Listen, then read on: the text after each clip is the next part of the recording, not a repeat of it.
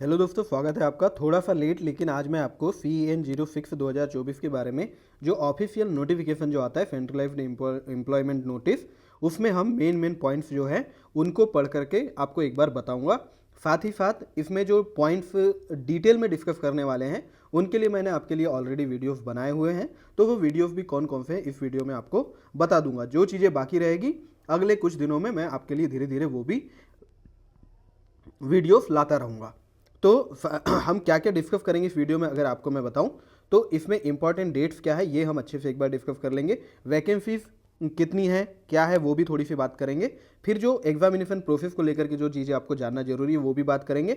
आपको form apply कैसे करना है इसके लिए मैंने ऑलरेडी जो ग्रेजुएट लेवल के लिए फॉर्म अप्लाई करे थे वो वाला वीडियो आपके लिए डाल दिया है। तो अगर मैं इस बारे में वीडियो इस पर्टिकुलर सीएन के लिए ना बना पाऊँ तो एक बार आपको वो वीडियो जरूर देख लेना चाहिए। उसमें मैंने सारी डिटेल्स वाली चीज़ें जो हैं वो बात करी हुई है। एग्जामिनेशन प्रोसेस कैसा रहने वाला है क्योंकि अब एग्जाम पैटर्न थोड़ा चेंज हो गया है, तो ये देखना हमारे लिए काफ़ी ज़रूरी रहेगा। वैकेंसीज कितनी है, मेडिकल स्टैंडर्ड पोस्ट के लिए क्या रहेंगे, एज लिमिट क्या है, एजुकेशनल क्वालिफिकेशन, एग्जामिनेशन फीस, और साथ ही साथ एनओसी का जो एक अभी आपको ध्यान देना जरूरी है। अगर आप ऑलरेडी रेलवे में जॉब कर रहे हो और इस नोटिफिकेशन के लिए अप्लाई करना चाहते हो तो उस बारे में थोड़ी बात करेंगे। रिक्रूटमेंट का मेन प्रोसेस क्या रहेगा वो मैं आपको इस वीडियो में बताऊंगा। हाउ टू अप्लाई के लिए अलग वीडियो जरूर बनाऊंगा मैं आपके लिए, लेकिन जब तक वो वीडियो नहीं आता आप पिछले वीडियो से रेफरेंस ले सकते हो। फिर मॉडिफिकेशन ऑफ एप्लीकेशन के लिए जो डेट्स रहेगी वो आपको सारा बता दूंगा और क्या क्या चेंज होता है वो भी, यानी कि इसमें ये वाला स्टेप और ये स्टेप भी आरआरबी में कितनी वैकेंसीज है इसके बारे में थोड़ा बात करूंगा। साथ में जो जनरल चीज़ें जिनके बारे में बात की जा सकती है वो भी इस वीडियो में आपसे करूंगा। तो बढ़िया कुछ काम करते हुए कुछ करते हुए आप इस वीडियो को ईयरफोन लगा के देख सकते हो। एकदम सामने बैठ के स्क्रीन के सामने देखना जरूरी हो ऐसा जरूरी नहीं है। मैं वीडियो को इस फॉर्मेट में भी बनाऊंगा ताकि आपको स्क्रीन पे देखने की जरूरत ना भी पड़े, तो आपका काम चल जाए। तो शुरुआत अगर हम एग्जामिनेशन के लिए इंपॉर्टेंट डेट्स से करें तो देखो, जो फॉर्म एप्लीकेशन शुरू हुई है वो हुई है 21/9/2024 से। नोटिस 20 तारीख को शाम तक आ गया था।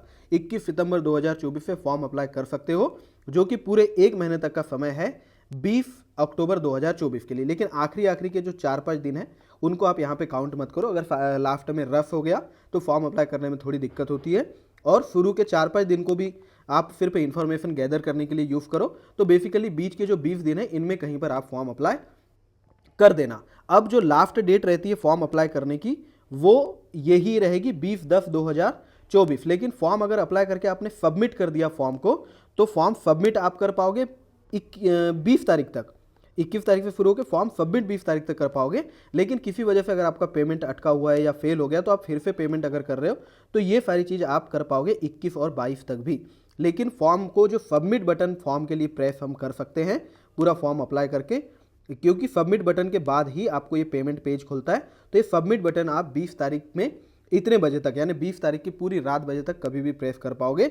लेकिन उसके बाद के जो 2 दिन रहेंगे वो 21 और 22 ये पेमेंट करने के लिए रहेगा। तो डॉक्यूमेंट्स जो आपको एलिजिबिलिटी जितनी भी आपकी डिसाइड होएगी वो 20/10/2024 के पहले तक होएगी, एज को छोड़ करके। मैं एजुकेशनल क्वालिफिकेशन या कोई भी सर्टिफिकेट की वैलिडिटी की बात करूँ तो वो जो सर्टिफिकेट है आपके 20/10 के पहले तक, जब भी आप फॉर्म अप्लाई करो तब तक वैलिड होनी चाहिए। अगर आपने पहले फॉर्म भरा है या 20 तारीख के बाद का कोई सर्टिफिकेट बनाया, फॉर्म आपने पहले भरा, वो आप यहाँ कंसिडर नहीं कर पाओगे।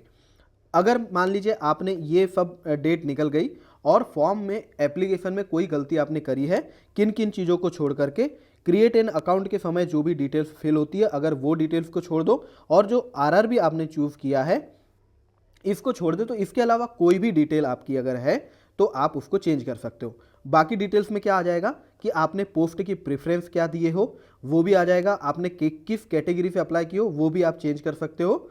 और अगर मान लीजिए आपने पहले ईबीसी का लाभ लिया था उसको भी आप चेंज कर पाओगे। अगर आप ईबीसी का लाभ नहीं लेना चाहते, जो कि नहीं लेना चाहिए मेरी सजेशन के हिसाब से, तो आपको फिर वो डिफरेंस जो फीस का 250 रुपये रहेगा वो भी आप पे कर सकते हो। इस तरीके से जो लगभग हर चीज़ें, एजुकेशनल क्वालिफिकेशन में अगर कुछ ऐड करने में गलती कर दी है आपने 10th को छोड़ करके, इसको भी खैर एडिट तो फिर भी इसको कर पाओगे 10th वाले को, तो ये सब चीज़ें आप सारी की सारी चेंज कर पाओगे, इसमें कोई इशू आपको नहीं आएगा। सिर्फ आप अपने मोबाइल नंबर और चूजन आरआरबी जो रहेगा इसको चेंज आप नहीं कर पाओगे। तो चेंज करने के लिए जो करेक्शन विंडो रहेगा वो 23/10 से लेकर के 1/11 तक रहेगा।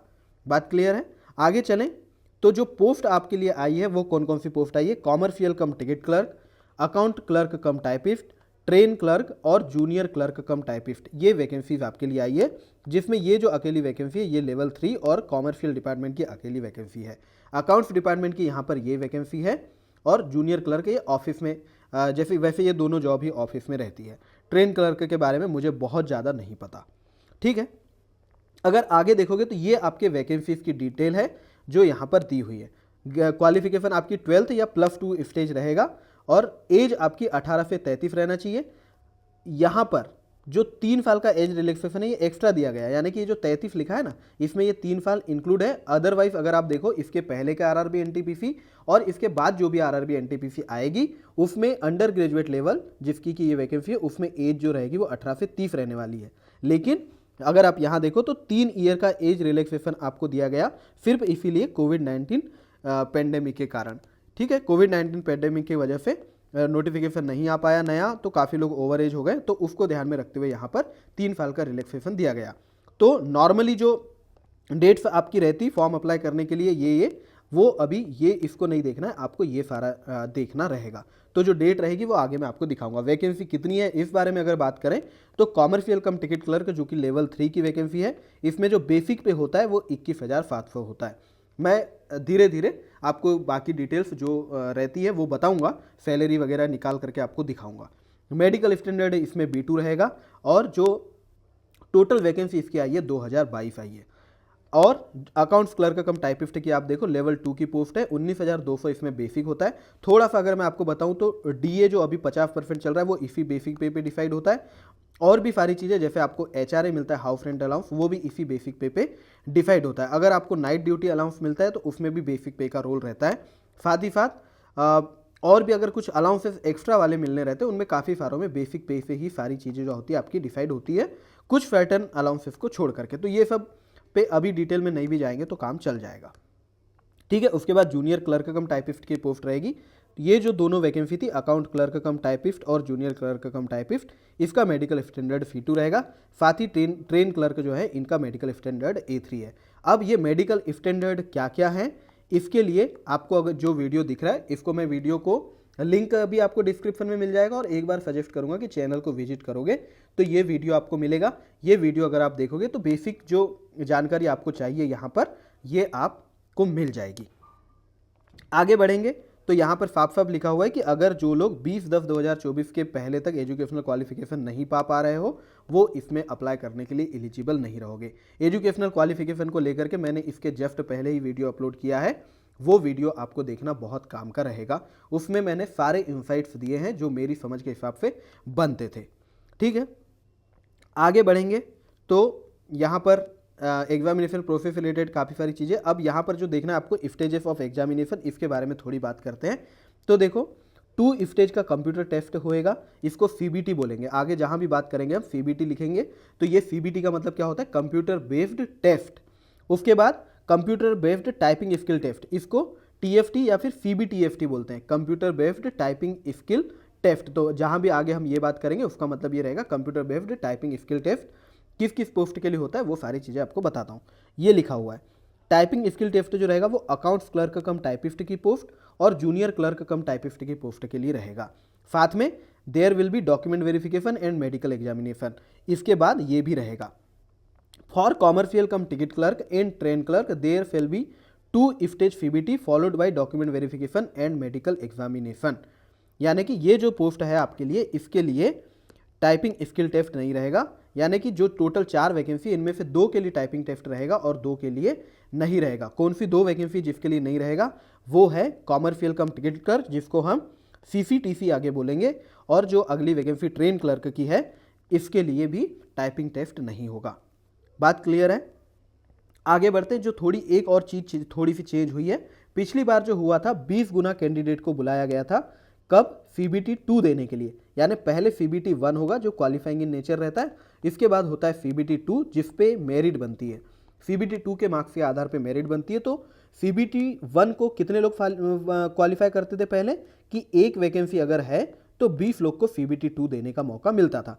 इस बार क्या हो रहा है, इस बार ये हो गया कि ये इसको 15 टाइम्स कर दिया गया है क्यों 15 टाइम्स कर दिया गया? क्योंकि इस बार वैकेंसी जो है वो अलग अलग आई है। पहले graduate level plus under graduate level जो थी मिला करके वैकेंसी आई थी, इस बार लेकिन वैकेंसी अलग अलग आ गई है, ग्रेजुएट लेवल और अंडर ग्रेजुएट लेवल की।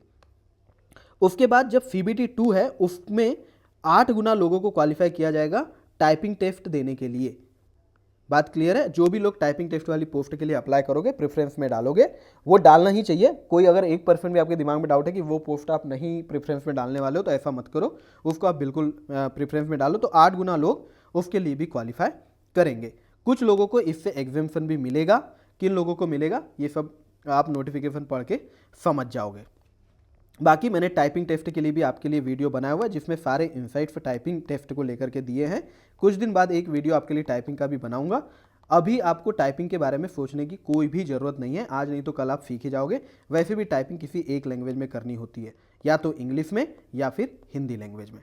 नेगेटिव मार्किंग की बात करो तो 1/3 की नेगेटिव मार्किंग रहेगी, यानी कि 3 क्वेश्चन अगर आपने गलत कर दिए तो आपका 1 मार्क जो रहेगा कम कर दिया जाएगा। यानी 4 क्वेश्चन में से अगर 3 गलत और 1 सही, मान लीजिए 4 क्वेश्चन में से आपने 3 गलत और 1 सही करे तो ये ओवरऑल मिला के 0 हो जाता है। ये बात आपको समझ के चलना है। यानी 1/3 की नेगेटिव मार्किंग काफ़ी इफेक्टिव होती है। तो आपको एग्ज़ाम में काफ़ी सतर्कता से ऑप्शंस क्लिक करने होते हैं। ठीक है, अब आगे अगर बढ़ें तो ये वाली बात को ध्यान रखो। फॉर्म अप्लाई करते समय वाले वीडियोस में आपको सभी ने बताया होगा, मैंने भी बताया है कि जो भी डिटेल्स आप फिल करोगे नाम से रिलेटेड, ये सारी की सारी 10th की मार्कशीट के आधार पे ही करना है। भले ये एग्जाम 12th लेवल का है, लेकिन जो डिटेल्स आप यहाँ डालने वाले हो, नाम को लेकर के, जन्म तारीख को लेकर के, पिता का नाम, माता का नाम, सारा 10th की मार्कशीट के हिसाब से ही आपको डालना है, क्योंकि ये डिटेल्स के लिए 10th की मार्कशीट को ही सबसे ज़्यादा मेन चीज़ मानी जाती है। आगे बढ़ें तो प्रेफरेंस ऑफ पोस्ट के बारे में थोड़ी सी आपको बता देता हूँ चीज़, कि आपको पोस्ट यहाँ पर जैसे आपने देखा कि 4 प्रकार की पोस्ट है, तो आपको पोस्ट का प्रेफरेंस जो होता है फॉर्म अप्लाई करते समय देना पड़ता है।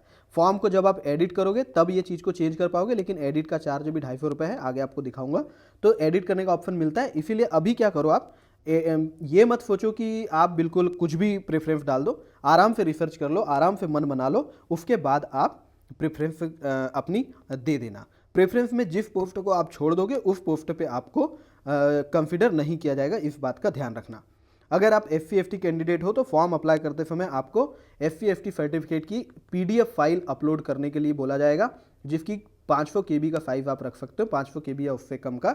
ये अगर अप्लाई करोगे तो आपको एडमिट कार्ड के साथ फ्री ट्रेवल अथॉरिटी भी आपको मिल जाएगी, जिसमें स्लीपर क्लास में आप एग्जाम देने के लिए जहाँ जा रहे हो वहाँ जा सकोगे अपने घर से लेकर के। उसके बाद वैकेंसीज के बारे में बात करो तो जो पोस्ट पैरामीटर्स है, जैसे कि क्वालिफिकेशन, मेडिकल स्टैंडर्ड और suitability for post for PWBD candidate, ये आपको मैंने वैकेंसी जो ये अपना नोटिफिकेशन है, द पोस्ट पैरामीटर, यानी पोस्ट के लिए जो पैरामीटर है, qualification, medical standard, suitability for post PWBD के लिए, ये आपको एनेक्सर A में इसी CEN के नीचे मिल जाएगी, वो मैं आपको दिखाऊंगा। ठीक है, अब मेडिकल स्टैंडर्ड के बारे में थोड़ी सी बात करो तो मैं आपको शॉर्ट में समझाऊँ तो ये है, अदरवाइज वीडियो तो आपको पूरा मैंने आपके लिए बनाया ही हुआ है। A3 वो लोग होंगे जो 6/9 देख पाएंगे, चश्मे का पावर 2D से ज़्यादा नहीं होना चाहिए। इसमें आपके लिए कलर विजन का भी, binocular vision, night vision, myopic vision, ये सारे टेस्ट इसमें होने वाले हैं। ठीक है, यानी A3 में भी चश्मा अलाउ है, ये बात आप इससे समझ सकते हो। बस आपका पावर जो है वो 2D से ज़्यादा नहीं होना चाहिए। B2 वो रहेंगे, इसमें कलर विजन का टेस्ट नहीं होगा, यानी कलर ब्लाइंड भी आप हो तो आपको B2 मिल सकता है। और चश्मे का नंबर 4D भी है आपका, अगर 4D भी है आपका चश्मे का नंबर तो आपको B2 मिल सकता है। C2 किसको मिलेगा? किसी भी तरीके से कितने भी पावर का चश्मा लगा के किसी भी एक आंख से आप अगर 6/12 से देख पा रहे हो, 6/12 का विजन ला पा रहे हो, इसमें और भी कोई टेस्ट नहीं है, तो अगर ये आप ला पा रहे हो तो आपको C2 मिल जाएगा। डिटेल के लिए आपको वो वीडियो देखना पड़ेगा जिसमें मैंने ज़्यादा लंबा वीडियो बना के आपको सारी चीज़ें बताया। अब ये वाला पॉइंट जो है इस पे भी मैंने डेडिकेटेड वीडियो बना दिया है कि लेजिक सर्जरी जो है वो कैंडिडेट कहाँ पे एलिजिबल रहेंगे। तो यहाँ पर जो A3 स्टैंडर्ड है उसके लिए एलिजिबल नहीं रहेंगे, और B2 और C2 के लिए एलिजिबल तो रहेंगे, लेकिन उसकी थोड़ी सी टर्म्स जो रहेगी वो आपको देखना पड़ेगा। तो इसके लिए वीडियो मैं आपको सजेस्ट करूँगा, जो मैंने आपके लिए बनाया है वो एक बार आप देख लेना। इसके बाद एज लिमिट की बात करें, काफ़ी इंपॉर्टेंट पॉइंट ये रहेगा, कौन अप्लाई कर पाओगे। अब देखो, सारा का सारा जो रिजर्वेशन किसको भी मिलेगा वो किस पर मिलने वाला है, 1/1/2025 पर उनकी एज के आधार पे। तो अगर आप यूआर या ईडब्ल्यूएफ कैंडिडेट हो तो सबसे पहले देखो, सबसे पहले lower date of birth limit बता दूं तो आप देखोगे कि 18 से लेके 33 तक की एज तक आप अप्लाई कर पा रहे हो। तो आप चाहे किसी भी कैटेगरी से हो, आपको 18 से कम वाले को तो इसमें एलिजिबल नहीं माना जाएगा। तो ये जो मिनिमम एज आपकी होनी चाहिए वो 18 होनी चाहिए और उसकी डेट ये है 1/1/2007। इसमें नॉट लेटर देन लिखा है, यानी कि ये डेट जो है वो इंक्लूड है इसमें। अगर आपका जन्मदिन 1/1/2007 भी है तो आप अप्लाई कर पाओगे, लेकिन 02, 01 और 07 अगर ये आपका बर्थ डेट है, यानी कि अगर आप 2 जनवरी 2007 को अगर पैदा हुए हो तो आप इस साल इस वैकेंसी में अप्लाई नहीं कर पाओगे। बात क्लियर है? अगर 1/1 को भी हुए हो 2007 को तो आप अप्लाई कर पाओगे, क्योंकि ये दोनों डेट है इंक्लूड है इसमें। ठीक है, अब अपर एज लिमिट के बारे में जो आपको ध्यान देना है वो मैं एक बार यहाँ पे आपको बताता हूँ। एज आपकी 18 से 33 होनी चाहिए। अगर आप यूआर या ईडब्ल्यूएफ कैंडिडेट हो तो एज में यहाँ पर कोई रिलैक्सेशन आपको नहीं मिलता, इसीलिए आप अगर 2 जनवरी 1992 या इसके बाद आपका जन्म हुआ है तो आप अप्लाई कर पाओगे। इससे पहले यानी कि अगर आपका जन्म 01/01/1992 को हुआ है तो आप यहाँ पर एज के क्राइटेरिया के हिसाब से फिट नहीं हो पाओगे।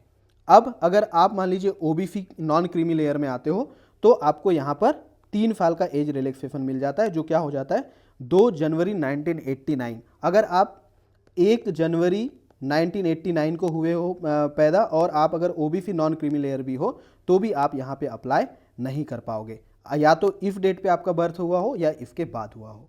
अब इसके बात करें अगर SC/ST कैंडिडेट से तो आपको यूआर के रिस्पेक्ट में यहाँ पर 5 साल का रिलैक्सेशन मिलता है, तो वो 5 साल का रिलैक्सेशन इस प्रकार से हो जाता है। अगर आप 2 जनवरी 1987 को भी आपका बर्थ हुआ है तो भी आप इस वैकेंसी के लिए एलिजिबल रहोगे। यहाँ पर फिर बोल दूं, अगर आप 1/1/1987 के लिए आपका बर्थ हुआ है तो आप यहाँ पे अप्लाई नहीं कर पाओगे, आप एलिजिबल नहीं रहोगे। साथ ही और भी कैटेगरीज रहती है जिस पर एज रिलैक्सेशन के और अलग अलग मायने हैं, तो वो आपको अगर इस लिस्ट में आप देखोगे तो आपको यहाँ पर समझ में आ जाएगा। बात क्लियर है? अब आगे अगर हम बढ़ें तो अगर कोई भी कैंडिडेट चाहे वो किसी भी कैटेगरी से है, अगर वो यूआर वैकेंसी के अगेंस्ट अप्लाई कर रहे हो, यानी कि जब आप फॉर्म अप्लाई करोगे तो वहाँ पर आपको कैटेगरी पूछी जाएगी और आपके पास हमेशा ये चांस रहता है कि आप यूआर से फॉर्म अप्लाई कर पाओ। यूआर से फॉर्म अप्लाई करने वाले को कोई भी सर्टिफिकेट प्रोड्यूस करने की ज़रूरत नहीं होती, वो सिर्फ एजुकेशनल क्वालिफिकेशन दिखाना होता है। तो अगर आप वैसा कुछ करना चाहते हो तो आपको फिर यहाँ पर कोई भी एज रिलैक्सेशन नहीं मिलेगा, इस बात का आपको ध्यान रखना रहेगा। यानी आप जैसे ही यूआर से अप्लाई करने लगोगे आपको यूआर की सारी टर्म्स एंड कंडीशंस फुलफिल करनी होगी। कुछ लोगों का ये डाउट था, वैसे तो इस पे अलग वीडियो बनाया जा सकता है, तो थोड़ा शॉर्ट में आपको बता देता हूँ कि जो रिजर्व कैटेगरीज होती है लाइक ओबीसी, SC/ST, यहाँ पर EWS भी मान सकते हो, ये सारे जो वैकेंसीज हैं ये सारे लोग यूआर की वैकेंसी के लिए एलिजिबल होते ही हो। यानी कि अगर मान लीजिए ओबीसी की एक वैकेंसी है और यूआर की एक वैकेंसी है तो ओबीसी वाला जो कैंडिडेट रहेगा उसके लिए यहाँ ओवरऑल 2 वैकेंसी है, ऐसा मान के वो चल सकते हो। अगर SC/ST में भी देखो, अगर SC की एक वैकेंसी है तो ये SC वाले भी यूआर की एक को भी कंसिडर करते हुए अपने लिए 2 वैकेंसी यहाँ पर गिन सकते हो, बशर्ते आप यूआर की कट ऑफ वगैरह सारी क्लियर आपको करनी होगी। ठीक है, अब आगे बढ़ते हैं एजुकेशनल क्वालिफिकेशन के बारे में। तो एजुकेशनल क्वालिफिकेशन थोड़ी सी टेक्निकल है, तो इसके लिए मैंने आपके लिए अभी डेडिकेटेड वीडियो बना दिया है। आपसे रिक्वेस्ट रहेगी कि पूरे सुकून के साथ, पूरे इत्मीनान के साथ आप उस वीडियो को जरूर देखिए। एग्जामिनेशन फीस के बारे में आपसे थोड़ी सी बात कर लेता हूँ। जो भी लोग ये वीडियो देख रहे हो, अगर आपने मेरे चैनल पर कोई और दूसरे वीडियो नहीं देखे हैं तो ये आपके लिए काफ़ी इंपॉर्टेंट रहेगा जानना कि आपको ये जो इकोनॉमिकली बैकवर्ड क्लास का बेनिफिट मिलता है फीस में 250 रुपये का, ये लेने के लिए आपको जो इकोनॉमिकली बैकवर्ड क्लास का सर्टिफिकेट है या आपका इनकम सर्टिफिकेट है जिसकी की इनकम जो होती है वो 50,000 रुपये से कम होनी चाहिए, नॉट 50,000 बल्कि 50,000 से कम होनी चाहिए, तभी आपको ईबीसी कैटेगरी माना जाएगा।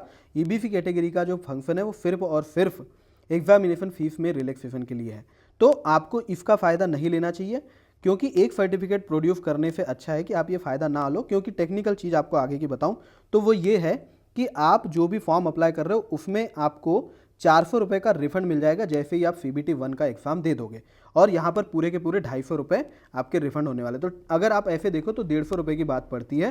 तो अगर आप ये सर्टिफिकेट बनाने के लिए एफिडेविट वगैरह जो भी लगती है ज़रूरतें वो अगर करोगे तो 150 रुपये का खर्च आपको आ ही जाता है, और आपको फिर जब तक एग्ज़ाम प्रोसेस कंप्लीट हो रहा है तब तक यहाँ पर जो भी सर्टिफिकेट आप यूज़ कर रहे हो उसको भी संभाल के रखना पड़ेगा। तो अगर एक सर्टिफिकेट प्रोड्यूस करने से आप बच सकते हो, फिर पर 150 रुपये की यहाँ बात है, तो आपको मेरे हिसाब से वो बचाना चाहिए, आपको वो EBC सर्टिफिकेट के चक्कर में नहीं जाना चाहिए। अब अगर ये माइनॉरिटी कम्युनिटी यहाँ पर जो लिखा है इसका भी अगर सिर्फ 250 रुपये की फ़ीस के लिए ही उपयोग है, उसके अलावा और कोई उपयोग नहीं है, तो आप भी ये फ़ीस के चक्कर में, रिलैक्सेशन के चक्कर में न जाओ तो ज़्यादा अच्छा रहेगा। क्लोजिंग डेट और ये सब क्या है ये आपको मैंने जब भी वीडियो में बताया है। यहाँ पर देखो साफ साफ लिखा है कि जो EBC है, इकोनॉमिकली बैकवर्ड क्लास, वो लोग हैं जिनकी इनकम, फैमिली इनकम 50,000 से कम है। यहाँ पर साफ साफ बताया हुआ है कि EBC और EWF जो है बिल्कुल अलग अलग चीज़ है। EBC कोई रिजर्वेशन वाली कैटेगरी नहीं है, EWF रिजर्वेशन वाली कैटेगरी है। तो इसको कंफ्यूज आपको नहीं करना है। सिर्फ एग्जामिनेशन फीस में कम करने से EBC का मतलब है, इसके अलावा और EBC का कोई मतलब यहाँ पर नहीं है। आगे बढ़ेंगे तो आगे बढ़ते चलते हैं।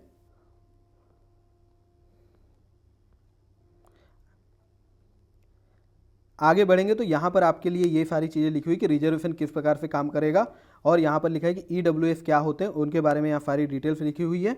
उसके बाद आगे बढ़ेंगे तो हॉरिजॉन्टल रिजर्वेशन, इस वैकेंसी में रिजर्वेशन किस प्रकार से काम करता है वो चीज़ है।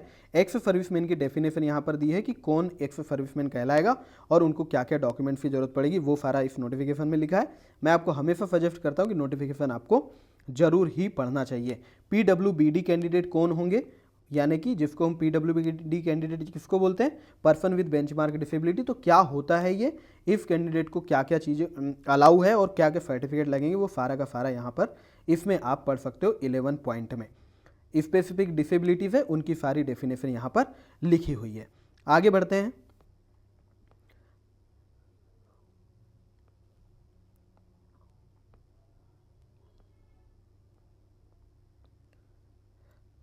अब 13th पॉइंट अगर हम देखें रिक्रूटमेंट प्रोसेस के बारे में, तो वो यहाँ पर लिखी हुई है। आपको फॉर्म अप्लाई करना पड़ेगा, आपका फिर एडमिट कार्ड आएगा, और फॉर्म अप्लाई करते समय आपको बहुत ध्यान देना है, उसमें गलती आपको नहीं करना है। ये वाले पॉइंट में ये समझाया हुआ है कि अगर आपने 2024 में, सिर्फ 2024 में कोई भी फॉर्म अप्लाई किया है तो उसके लिए आपको ये क्रिएट एन अकाउंट करना ही पड़ेगा। तो आपने अगर मान लीजिए जितनी भी वैकेंसी 2024 में अभी तक आई थी उनमें से किसी के लिए भी अप्लाई किया है तो उसके लिए आपने जो क्रिएट एन अकाउंट किया था यही आपका वैलिड रहेगा, आगे जो अप्लाई करोगे उसमें भी। बस आपको इसी अकाउंट में लॉगिन करना है और वहाँ पे आपको दिख जाएगा CEN06 के लिए अप्लाई करने का, वहाँ से आप अप्लाई कर पाओगे। क्रिएट एन अकाउंट सिर्फ एक ही बार होता है, अलग से बाद में और करने की ज़रूरत नहीं है, ये आपको बताया गया है।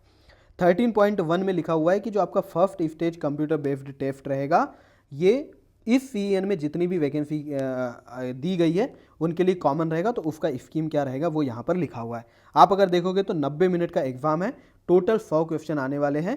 जनरल अवेयरनेस जो रहेगी वो 40 नंबर की रहेगी, मैथ्स और रीजनिंग जो रहेगा ये 30-30 नंबर का रहेगा। इनकी तैयारी कैसा करना है, प्रॉपर स्ट्रेटेजी क्या रहेगी, उसके लिए मैंने आपके लिए बहुत डिटेल्ड वीडियो ऑलरेडी बनाए हुए हैं। नेगेटिव मार्किंग 1/3 की जो रहेगी वो CBT 1 में भी रहने वाली है। अब जो 15 गुना लोग, जितनी भी वैकेंसी रहेगी उसके 15 गुना लोग इस एग्ज़ाम को क्वालिफाई करेंगे। सिलेबस क्या रहेगा वो यहाँ पर लिखा हुआ है। अब वो जो 15 गुना लोग क्वालिफाई करेंगे वो पहुँच जाएंगे सेकेंड स्टेज CBT में, जो कि इस प्रकार से होगा। यहाँ देखो लिखा हुआ है कि 15 गुना लोग जो रहेंगे CBT 1 क्वालिफाई करके CBT 2 देने आएंगे। CBT 2 का जो सिलेबस है वो इस प्रकार से आपका रहने वाला है। सिलेबस तो बिल्कुल सेम ही है, जो CBT 1 का है CBT 2 का भी वही है। डिफरेंस कहाँ पर आ रहा है जो आपको यहाँ समझ में आएगा कि यहाँ पर आप देख रहे हो कि मिनट 90 ही हैं, जो कि CBT 1 में भी मिनट जितने थे आपके पास 90 ही थे, लेकिन CBT 1 में क्वेश्चन जहाँ पर आपके पास 100 होते थे, CBT 2 में आप देख रहे हो कि यहाँ पर आपको 120 क्वेश्चन सॉल्व करने। तो डिफिकल्टी लेवल जो है वो इसी पर बढ़ गया कि पहले आपको 1 मिनट में जितने क्वेश्चन करने पड़ रहे थे, यहाँ पर 1 मिनट में उससे ज़्यादा क्वेश्चन आपको करने पड़ेंगे। तो इस हिसाब से जनरल अवेयरनेस के यहाँ पर 50 क्वेश्चन हो गए, जो कि CBT 1 में कितने थे 40। यहाँ पर मैथमेटिक्स के 30 हो गए, जो CBT 1 में कितने थे 30, और रीजनिंग के यहाँ पर 35 क्वेश्चन हो गए, जबकि ये CBT 1 में कितने थे 30। और मिनट यहाँ पर टोटल क्वेश्चन देखो तो सीबीटी 1 में 100 थे और यहाँ 120 हो गए। तो डिफिकल्टी लेवल इस हिसाब से बढ़ता है। क्वेश्चंस का जो लेवल रहने वाला है वो लगभग सिमिलर रहेगा, सेम रहेगा, उसको लेकर के ज़्यादा चिंता की जरूरत नहीं है। 1/3 की नेगेटिव मार्किंग यहाँ पर भी आपके लिए रहने वाली है। सिलेबस को अगर देखोगे तो आपको मोर और लेस सेम ही सिलेबस मिलेगा, इसमें कोई अंतर आपको यहाँ पर नहीं मिलने वाला है। अब 13.3 वाला पॉइंट आप देखोगे तो जो लोग कंप्यूटर बेस्ड टेस्ट जो रहेगा सीबीटी 2 उसको क्वालिफाई अगर कर लेंगे और उन्होंने ये post account clerk cum typist और जूनियर क्लर्क कम टाइपिस्ट को भी अगर चूज़ किया है आपने, जो कि सारे लोग करेंगे ही क्योंकि इसका मेडिकल स्टैंडर्ड C2 है, यानी लोवेस्ट मेडिकल स्टैंडर्ड है इसका, तो आपको ये अप्लाई करना ही चाहिए। आपको ये नहीं सोचना चाहिए कि आपको टाइपिंग अभी नहीं आती, टाइपिंग तो इन प्रोसेस आप सीख ही जाओगे। तो ये जो CBT-FT है, computer based typing skill test, ये आपका होगा CBT 2 के बाद और इसमें 8 गुना लोगों को बुलाया जाएगा। अगर इसकी डिटेल आप पढ़ोगे तो यहाँ पर आपको दिख जाएगी। अब इसके बारे में थोड़ा सा पढ़ के मैं आपको बता देता हूँ कि किसी भी एक लैंग्वेज में, अगर इंग्लिश लैंग्वेज में आप कर रहे हो तो आपको 30 वर्ड पर मिनट, अगर हिंदी में आप कर रहे हो तो 25 वर्ड पर मिनट, यानी कि किसी भी वन लैंग्वेज में एक टाइपिंग टेस्ट आपको देना होगा। साथ ही इसमें एडिटिंग टूल जो रहेंगे वो अलाउ नहीं रहेंगे। यहाँ पर कहीं लिखा है तो मैं आपको दिखा देता हूँ। देखो, ये पर्सनल कंप्यूटर पे होगा, विदाउट एडिटिंग टूल होगा। विदाउट एडिटिंग टूल मतलब आपने अगर कोई बटन के एक बार प्रेस कर दिया तो इसको बदलने का आपके पास कोई चांस नहीं रहेगा। बात क्लियर है? यानी कि आपके पास बैक स्पेस का बटन नहीं रहेगा, डिलीट का बटन नहीं रहेगा, ना ही कर्सर को यूज़ करने का कोई ऑप्शन रहेगा। बस जो टाइप कर दिया सो टाइप कर दिया, इस तरीके से आपके लिए रहने वाला है। किसी भी एक लैंग्वेज में रहेगा, ये भी मैंने आपको बताया। अब स्पेल चेक की भी फैसिलिटी नहीं रहेगी, यानी कि आपको कैसा रहेगा, इस प्रकार से मैंने दिया हुआ है टाइपिंग टेस्ट, क्वालिफाई भी किया हुआ है, इसीलिए आपको बता रहा हूँ। ये अगर कंप्यूटर स्क्रीन है तो यहाँ पर ऊपर में आपको ऐसे बॉक्स में मैटर दिखेगा और नीचे ऐसे बॉक्स में जो आप टाइप करोगे वो आपको दिखेगा। स्पेल चेक नहीं होने वाला, यहाँ देखना है और यहाँ टाइप करना है। सिखाऊंगा मैं आपको कि कैसे करना है। अगर हिंदी में आप टाइपिंग टेस्ट देने वाले हो तो आपको कृतिदेव और मंगल फ़ॉन्ट जो है, ये दोनों फ़ॉन्ट ही आपको वहाँ मिलने वाले हैं, इसके अलावा कोई फ़ॉन्ट अवेलेबल नहीं रहेगा। तो अगर आप जो हिंदी में टाइपिंग देने वाले हो उनको ये फ़ॉन्ट जो है वो सीख लेना चाहिए। कंप्यूटर बेस्ड टेस्ट से कुछ कैटेगरीज है यहाँ पर जो लिखी हुई है, इनको एग्जाम्पशन मिल जाएगा, इसके बारे में थोड़ा सा अवेयर रहेंगे अगर आपकी ये कैटेगरी आती है। अब डॉक्यूमेंट वेरिफिकेशन के बारे में यहाँ पर सारी चीज़ें लिखी हुई है कि जब आपका अपॉइंटमेंट होना रहेगा तो आपका डॉक्यूमेंट वेरिफिकेशन भी उसके पहले किया जाएगा। तो अब ये रहा आपका पूरा एग्ज़ाम का जो स्कीम है, वो यहाँ पर शॉर्ट में अगर देखना चाहो तो इस प्रकार से रहेगा। ये लेवल 3 की पोस्ट है, ये लेवल 2 की पोस्ट है। CBT 1 भी सारी पोस्ट के लिए कॉमन होगा, CBT 2 भी जो रहेगा वो सारी पोस्ट के लिए कॉमन होगा। सिर्फ टाइपिंग स्किल टेस्ट जो है वो इस पोस्ट, यानी कि अकाउंट क्लर्क कम टाइपिस्ट और जूनियर क्लर्क कम टाइपिस्ट, ये 2 पोस्ट हैं जिसके लिए आपको टाइपिंग टेस्ट देना होगा। प्रेफरेंस में आप जो भी दोगे चलेगा, ठीक है। और मेडिकल स्टैंडर्ड आपको आगे बता दिया, इसका A3 है, इनका C2 है और इसका B2 है, ठीक है। आगे बढ़ते हैं। नॉर्मलाइजेशन मार्क्स, नॉर्मलाइजेशन क्या होता है कि जो CBT 1 होगा वो मल्टीपल शिफ्ट में होगा। CBT 2 तो मुझे उम्मीद नहीं है कि मल्टीपल शिफ्ट में होगा, एक ही शिफ्ट में आपका CBT 2 भी हो जाएगा। तो CBT 2 में तो नॉर्मलाइजेशन की जरूरत नहीं पड़ेगी, लेकिन CBT 1 में नॉर्मलाइजेशन की जरूरत पड़ेगी। तो क्या होता है, कोई शिफ्ट हार्ड होती है, कोई शिफ्ट ईजी होती है, तो इसको बैलेंस जो किया जाता है उसको नॉर्मलाइजेशन कहा जाता है। हाउ टू अप्लाई, फॉर्म कैसे अप्लाई करना है, इसके लिए मैंने आपके लिए वीडियो बनाया हुआ है। फॉर्म अप्लाई करते समय कोई भी गलती मत करना, इसलिए अपना टाइम लेकर के पूरी चीज़ें समझ करके ही अप्लाई करना, क्योंकि अभी जो फॉर्म अप्लाई में कर दोगे इसको चेंज करने का मौका आपको एक बार मिलेगा, जो 10 दिन का विंडो आता है उसमें। उसके बाद वो सब ख़त्म हो जाएगा, जो फॉर्म आपने अप्लाई कर दिया वही परमानेंट हो जाएगा। इन बिटवीन एग्जाम प्रोसेस में आप कोई भी चीज़ कभी भी चेंज नहीं कर पाओगे। चॉइस ऑफ एग्जाम आप लैंग्वेज, ये आप फॉर्म अप्लाई करते समय लैंग्वेज सिलेक्ट कर लोगे। मान लीजिए अगर आपने हिंदी लैंग्वेज सिलेक्ट करी है तो आपका जो पेपर रहेगा वो आपको हिंदी में दिखेगा, लेकिन हमेशा आपके पास चेंज लैंग्वेज का ऑप्शन रहेगा और चेंज लैंग्वेज में एक ऑप्शन एक्स्ट्रा आपको मिल जाएगा जो रहेगा इंग्लिश का। यानी आपने किसी भी एग्जाम लैंग्वेज को सिलेक्ट किया हो उसके साथ आपको इंग्लिश तो बाय डिफ़ॉल्ट मिलने ही वाली है। आपने अगर इंग्लिश ही सिलेक्ट कर लिया तो आपके पास और कोई लैंग्वेज में क्वेश्चन को देखने का मौका एग्जाम में नहीं मिलता है। कौन कौन से एग्जाम आप चूज़ कर सकते हो इंग्लिश के अलावा, क्योंकि इंग्लिश तो आप देखो तो बाय डिफ़ॉल्ट आपके साथ रहने ही वाली है हमेशा। तो जो बाकी सारी लैंग्वेज है वो यहाँ पर लिखी हुई है, आपको मैं एक बार दिखा देता हूँ। असमीज, बंगाली, गुजराती, हिंदी, कन्नड़ा, कोंकणी, मलयालम, मणिपुरी, मराठी, ओरिया, पंजाबी, तमिल, तेलुगु एंड उर्दू। अब एक जो बहुत इंपॉर्टेंट चीज़ है वो यहाँ पर लिखी हुई है, ये मैं आपको एक बार एक्सप्लेन कर देता हूँ। In case of any discrepancy dispute in the question between English and opted language the content in English version fail prevail. यानी कि अगर कुछ डिफरेंस निकला क्वेश्चन में या समझने में कि हिंदी में कुछ और मतलब निकल रहा हो या और इंग्लिश में कोई और मतलब निकल रहा हो, तो हमेशा इंग्लिश लैंग्वेज में जो क्वेश्चन रहेगा उसी को प्रिवेल किया जाएगा, उसी को मान्य किया जाएगा। तो अगर आपको क्वेश्चन में कुछ गलती दिखे तो आपको एक बार इंग्लिश में हमेशा वो क्वेश्चन को देखने का ऑप्शन रहेगा और आपको देखना भी चाहिए। बैंक अकाउंट की डिटेल आप जब फॉर्म अप्लाई करते हो तब आपको डालना पड़ता है, ताकि जब आप CBT 1 में अपीयर हो जाओगे, CBT 1 आप देने चले जाओगे, तो आपका जो है ये एग्ज़ाम फीस को रिफंड आ जाएगा इस बैंक अकाउंट में। इसको चेंज करने का मौका शायद इस बार नहीं मिलेगा, इसीलिए बैंक अकाउंट डिटेल आप अच्छे से डालना। साथ में यहाँ पर बाकी सारी चीज़ें लिखी हुई है कि आप सिग्नेचर जो अपलोड करोगे, फ़ोटो जो अपलोड करोगे, उनका क्या स्पेसिफिकेशंस होनी चाहिए। मॉडिफिकेशन ऑफ एप्लीकेशन के बारे में यहाँ पर लिखा हुआ है कि आप मॉडिफिकेशन में सारी चीज़ें चेंज कर पाओगे except detail field in create an account form. Create an account form में जो आपने डिटेल्स डाली थी, जिसमें मोबाइल नंबर और ईमेल भी शामिल है, वो और जो RRB चूज आप करोगे फॉर्म अप्लाई करते हुए पहले पेज पे ही आपको RRB चूज करना पड़ता है। RRB चूज करने का आपका प्रोसेस क्या रह सकता है वो मैंने वीडियो में आपको बताया हुआ है, ये वीडियो भी आपको चैनल पे मिल जाएगा, प्लीज़ ज़रूर देखना, काफ़ी अच्छा वीडियो बनाया है। तो RRB चूज कर लोगे, इसको बस चेंज नहीं कर पाओगे। अगर मान लीजिए आप यहाँ पर लिखा हुआ है कि आप जब भी मॉडिफिकेशन करोगे तो हर बार आपको 250 रुपये पेमेंट करना पड़ेगा। आप कितने भी बार ये जो मॉडिफिकेशन है इसका फ़ायदा उठा सकते हो, ठीक है। उसके बाद इनवैलिड एप्लीकेशन रिजेक्शन, अगर मान लीजिए जो फाइल साइज है या फोटो वगैरह है ब्लर वगैरह रहेगी, तो यहाँ सारे रीज़न लिखे हुए हैं क्या क्या गलती की वजह से आपका फॉर्म रिजेक्ट हो सकता है। हॉल टिकट आपको डॉक्यूमेंट वेरिफिकेशन के लिए कब कब मिलेगा वो यहाँ पर सारा लिखा हुआ है कि जो आपके एडमिट कार्ड वगैरह रहेंगे वो आपको ऑनलाइन वेबसाइट पे ही निकालने होंगे, ठीक है। और ये डॉक्यूमेंट वेरिफिकेशन, यहाँ पर एक बात ध्यान समझ में, verification of original document and format of certificate, सारे जो आपके डॉक्यूमेंट रहेंगे वो क्लोजिंग डेट के पहले के रहना चाहिए। ये मैंने आपको 10 बार बताया। साथ में ये वीडियो जो डॉक्यूमेंट्स वाला वीडियो है ये मैंने अपने चैनल पे बहुत ज़्यादा डिटेल में हर एक चीज़ नोटिफिकेशन से करके आपको दिखाई है, इसको आप प्लीज़ एक बार ज़रूर देख लेना।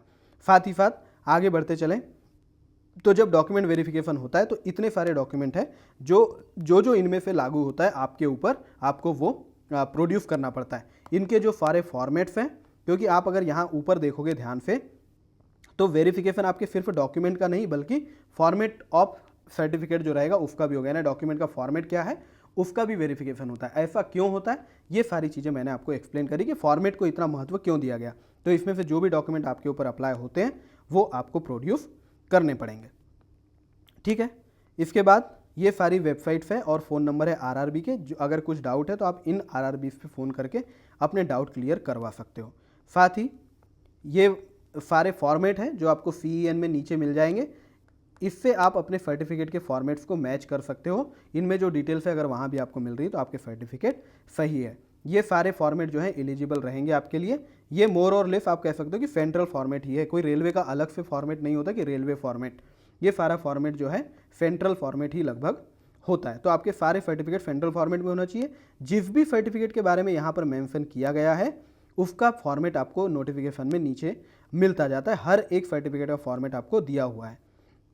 उसके बाद वैकेंसी टेबल में और नीचे आओगे तो ये टेबल आपको मिलेगा जिसमें पोस्ट पैरामीटर मिला हुआ है, जिसमें एजुकेशनल क्वालिफिकेशन, इसके लिए मैंने डेडिकेटेड वीडियो आपको दे दिया। साथ में जो भी PWBD कैंडिडेट हो तो आप किस किस वैकेंसी के लिए कहाँ कहाँ एलिजिबल हो वो सारी चीज़ें आपको यहाँ पर दिखी हुई है। जैसे आप देखो विजुअली इम्पेयर्ड जो मेरे दोस्त हैं उनके लिए आप देखोगे तो CCTC की पोस्ट में तो नो लिखा हुआ है, लेकिन अकाउंट्स क्लर्क भी आप लो विजन में है तो बन सकते हो। जूनियर क्लर्क कम टाइपिस्ट भी आप इस हिसाब से यहाँ पर बन पाओगे, ट्रेन क्लर्क यहाँ पर नहीं बन पाएंगे। तो ये आपकी डिसेबिलिटी के हिसाब से एक बार आप इनको जरूर देख सकते हो, ठीक है। और ये जो एजुकेशनल क्वालिफिकेशन है ये मैंने एक्सप्लेन किया हुआ है, तो यहाँ पर आपको सारी डिटेल एक साथ बल्कि मिल जा रही है। मेडिकल स्टैंडर्ड भी मिल जा रहा है, आपका पे भी मिल जा रहा है, लेवल भी मिल जा रहा है, पोस्ट भी मिल रही है और इसकी क्वालिफिकेशन भी मिल रही है। इसके नीचे अगर आप आते जाओगे तो आपको पूरी की पूरी हर आरआरबी के हिसाब से वैकेंसी मिल पाएगी। आपको पता होगा कि फॉर्म जब हम अप्लाई करते हैं तो हमको आरआरबी के हिसाब से फॉर्म भरना पड़ता है और एक पर्टिकुलर आरआरबी किसी जोन के लिए, रेलवे के किसी पर्टिकुलर पार्ट के लिए ही रिक्रूटमेंट करता है। क्लियर है?